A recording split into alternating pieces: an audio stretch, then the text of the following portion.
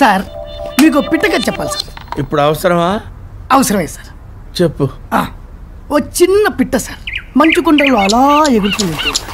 చలికి తట్టుకోలేక పాపం తుప్పమని కింద పడింది సార్. చలికి అని వణుకుతుంది సార్. అంత చలిలో పక్క నుంచి వెళ్తున్న గేదె ఇంత పేడ దాని మీద వేసింది సార్. చపాక్.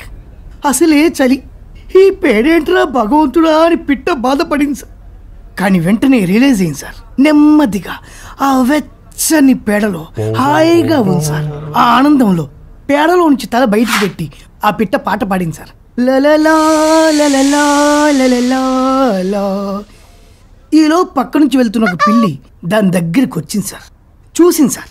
పిట్టని బయటికి తీసింది సార్. నీళ్ళలో చపక్ చపక్ పని కడిగి గుట్టుక్కడ మింగేసింది సార్. ఆ తర్వాత అంతే సార్ కథ. మోరల్ ఆఫ్ ది స్టోరీ ఏంటంటే, రూల్ నెంబర్ 1, మనల్ని బురదలోకి నెట్టిన వాడిని శత్రువు అనుకోకూడదు. రూల్ నెంబర్ 2, మనల్ని బురదలోంచి తీసిన వాడిని మిత్రుడు అనుకోకూడదు. వాడు ఎందుకు తీశాడో ఏంటో. నెంబర్ 3, మనం బురదలో ఉన్నప్పుడు, I mean when you are in a deep shit, అన్ని మూసుకొని కూర్చోవాలి తప్ప పాటలు అవి పాడకూడదు. మీకు పూర్తిగా అర్థమైంది అనుకుంటా. అసలే ఫ్లాప్ డైరెక్టర్ మీ దగ్గరికి ఏ ప్రొడ్యూసర్ రావట్లేదు. అలాంటప్పుడు కుక్క గిక్క అని ఎదవ్వాగుడు వాక్కూడదు.